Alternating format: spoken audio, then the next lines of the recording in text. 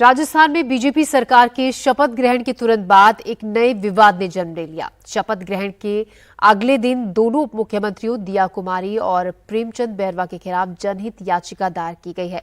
जयपुर के एक वकील ने पीआईएल दाखिल करते हुए आरोप लगाया कि जब संविधान में डिप्टी सीएम जैसे किसी पद का जिक्र किया ही नहीं गया तो ऐसे में शपथ लेना और कार्यभार संभालना असंवैधानिक हुआ। राजस्थान के दोनों उप मुख्यमंत्री शपथ लेने के साथ ही विवादों में घिर गए हैं। 15 दिसंबर को जयपुर के अल्बर्ट हॉल में सांगानेर विधायक भजनलाल शर्मा ने मुख्यमंत्री तो विद्याधर नगर से विधायक दिया कुमारी और दूदू विधायक प्रेमचंद बैरवा ने उप मुख्यमंत्री के पद की शपथ ली। उप मुख्यमंत्री के पद की शपथ लेने के साथ ही दोनों विवादों में घिर गए। जयपुर के रहने वाले वकील ओम प्रकाश सोलंकी ने हाईकोर्ट में यह याचिका दायर की कि उप मुख्यमंत्री का पद कोई पद नहीं है, यह एक राजनीतिक पद है, संविधान में इसका कोई उल्लेख नहीं है, इसलिए उप मुख्यमंत्री की शपथ लेना असंवैधानिक है और यह गलत है। इसके बाद से ही दोनों विवादों में घिर गए। जाहिर है कि इसके बाद पार्टी के लिए भी यह एक बड़ी चुनौती के रूप में सामने आया है। अब कोर्ट जब इस पर निर्णय लेगा तो देखना है कि कोर्ट का निर्णय क्या होता है, लेकिन फिलहाल यह जरूर समझिए कि उप प्रधानमंत्री या उप मुख्यमंत्री जैसे पदों को लेकर के व्यवस्था क्या है। संविधान का अनुच्छेद 163 और 164 मुख्यमंत्री और उनके मंत्रिपरिषद के बारे में बताता है, लेकिन संविधान का कोई भी हिस्सा उप मुख्यमंत्री जैसे पद का जिक्र नहीं करता और इसी को अपनी शिकायत का आधार बनाया है वकील ओम प्रकाश सोलंकी ने।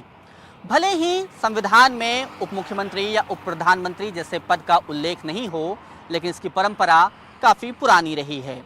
संविधान बनने से पूर्व आज़ादी के साथ ही सरदार वल्लभ भाई पटेल को देश का उप प्रधानमंत्री बनाया गया था और उसके बाद से ही अलग अलग राज्यों में उप मुख्यमंत्री बनाने का रास्ता खुल गया।